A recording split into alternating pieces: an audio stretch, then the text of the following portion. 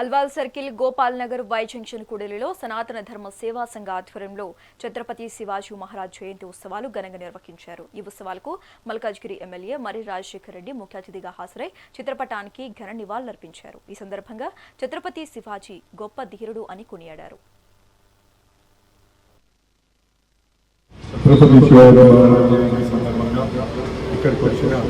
పెద్దలందరికీ ప్రత్యేకంగా పేరు పేరున ప్రతి ఒక్కరికి నా యొక్క ధన్యవాదాలు తెలియజేసుకుంటున్నాను।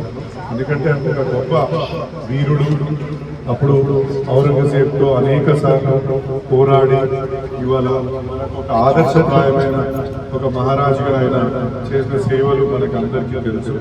కాబట్టి ఆయన మార్గదర్శకత్వంలో ఆయన యొక్క చూపించిన దారిలో మనం నడుస్తూ ముందుకెళ్దామనేసి ఈ సందర్భంగా తెలియజేసుకున్నాను। ఇక్కడ ఏ భేదాభిప్రాయాలు లేకుండా ఎటువంటి భిన్నాభిప్రాయాలు లేకుండా మనం అందరం మనం అల్వాల్ మల్కాజ్గిరిలో మన ప్రాంతాన్ని అభివృద్ధి చేసుకునే దిశగా మనం అడుగులేస్తాం। అందరూ కూడా కలిసి ముందుకు రండి, తప్పకుండా నేను కూడా తోడ్పాటు అందిస్తాను।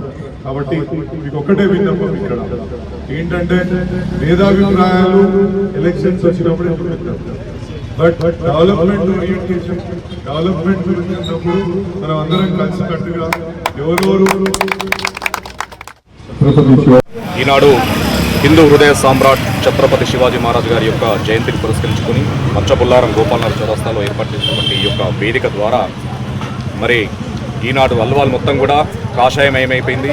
హైందవ జంజామారుతంలా మరి యువత ఉప్పెనలా ముందుకు వచ్చి బైక్ ర్యాలీలతో పాదయాత్రలతో మరి ఆ యొక్క మన హిందూ హృదయ సామ్రాట్ ఛత్రపతి శివాజీ మహారాజ్ గారు చూపించినటువంటి మార్గదర్శకత్వంలో ఆయన చూపించినటువంటి పోరాటంలో యుద్ధనీతిలో ఆయన ధీరోతత్వాన్ని మరి స్ఫూర్తిగా తీసుకొని మరి ప్రతి ఒక్క హైందవ యువత కూడా ఆనాడు ఏ విధంగానైతే ఛత్రపతి శివాజీ మహారాజ్ గారు అటక్ నుంచి కటక్ వరకు కూడా మొత్తం కూడా ఆనాడు మొఘల్ సామ్రాజ్యాన్ని కూడా ధిక్కరించి ఆనాడు ఔరంగజేబ్కి మన ముత్యంలో పట్టించినటువంటి మరి హిందూ మరి వీరుడు ఛత్రపతి శివాజీ మహారాజ్ ఆనాడు ఏ విధంగానైతే ఆ భవానీమాత కట్వాన్ని బహుకరించడం ద్వారా మరి హిందూ సామ్రాజ్యాన్ని హైందవీ స్వరాజ్యాన్ని 1674 నుంచి ఆయన చనిపోయేంత వరకు కూడా 1680 వరకు కూడా హైందవీ స్వరాజ్యాన్ని స్థాపించి మరి యొక్క భారతదేశాన్ని ఏకఛత్రాధిపతిగా ఏలినటువంటి మరి ఛత్రపతి శివాజీ మహారాజ్ ఆయన యొక్క యుద్ధనీతి, ఆయన యొక్క పోరాట తత్వం, ఆయన యొక్క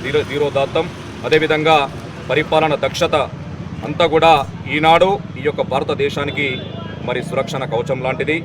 ఆయన చూపించినటువంటి పోరాట స్ఫూర్తిని, అదేవిధంగా ఆయన పుత్రుడు సంభాజీ మహారాజ్ గారి యొక్క పోరాట స్ఫూర్తిని ఈనాడు యువతకి ప్రతి